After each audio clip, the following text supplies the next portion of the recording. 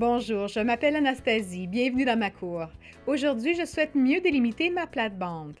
C'est donc ce que je ferai en utilisant un tout nouveau système de bordure de jardin absolument formidable.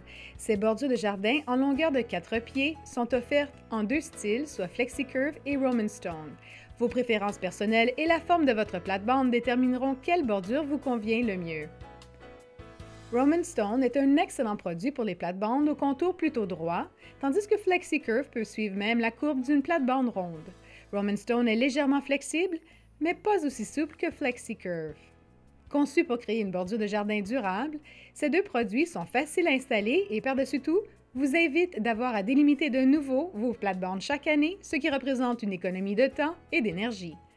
C'est un projet à réaliser soi-même, simple et abordable, dont vous adorez le résultat. Chaque segment est léger et donc facile à transporter, mais assez durable pour résister aux intempéries 365 jours par année. Les bordures FlexiCurve et Roman Stone sont toutes deux faites à partir de pneus recyclés. Non seulement vous aimerez le magnifique look qu'elles donnent, mais vous serez heureux de contribuer de façon positive à la protection de l'environnement. Aujourd'hui, je vous montrerai comme il est facile d'installer ces bordures en longueur de 4 pieds en utilisant FlexiCurve. Sachez que la technique d'installation est identique si vous choisissez Roman Stone. Pour ce projet à réaliser soi-même, vous aurez besoin de quelques outils, un ruban à mesurer et une ficelle pour mesurer le nombre de pieds linéaires de votre plate-bande et un maillet pour enfoncer les piquets. Chaque segment est accompagné de 4 piquets et d'un livret d'instructions. Vous aurez ensuite besoin d'un crayon marqueur et d'une scie sauteuse ou toute autre scie pouvant couper la bordure. Je recommande aussi d'avoir des gants et des genouillères pour votre confort et des lunettes de sécurité lors des coupes. Bien entendu, vous devez avoir le bon nombre de segments pour votre projet. Chaque segment mesure 4 pieds d'une extrémité à l'autre. Pour déterminer le nombre dont vous aurez besoin, vous devrez mesurer le nombre de pieds linéaires de votre plate-bande. La façon la plus simple est d'utiliser une ficelle que vous déroulerez sur tout le périmètre de votre plate-bande. Lorsque la ficelle en a fait le tour, il suffit de la mesurer avec votre ruban à mesurer pour connaître le nombre total de pieds linéaires. Divisez cette mesure par 4, soit la longueur de chaque segment. Vous obtiendrez ainsi le nombre de segments requis. Arrondissez toujours vers le haut au multiple de 4 le plus près. Par exemple, si votre mesure est de 17 pieds, vous devez arrondir à 20. En divisant 20 par 4, vous allez avoir besoin de 5 segments pour votre projet. Maintenant que je connais le nombre de segments dont j'ai besoin, je suis prête à me mettre au travail. Je vais d'abord fixer chaque extrémité, puis le centre.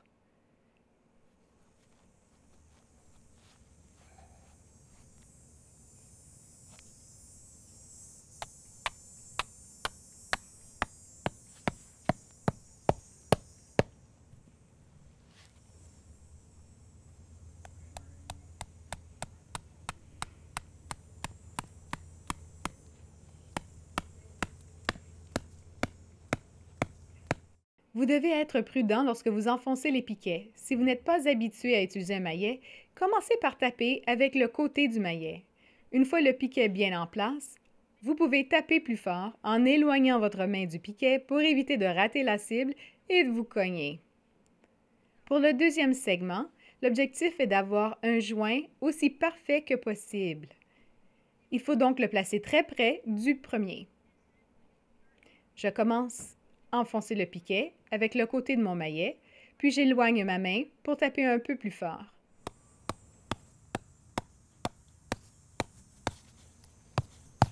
Je vais fixer les deux extrémités, puis terminer avec le centre.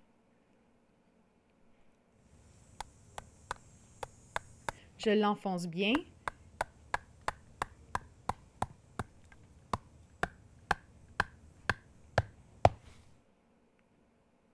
Comme la bordure est flexible, je peux l'avancer sur le bord de ma plate-bande.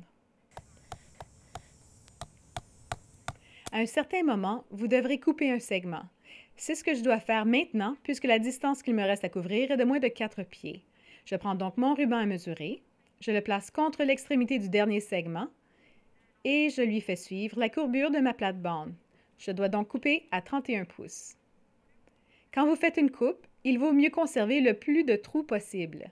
Ma mesure est de 31 pouces. Si je place mon ruban à mesurer à l'extrémité, les 31 pouces se terminent juste avant ce trou. Pour ne pas le perdre dans la coupe, je vais déplacer mon ruban sur la droite. Je marque donc la fin des 31 pouces ici et le début ici. Voici ma mesure. Je devrais faire 2 coupes, mais je conserverai ainsi 3 trous.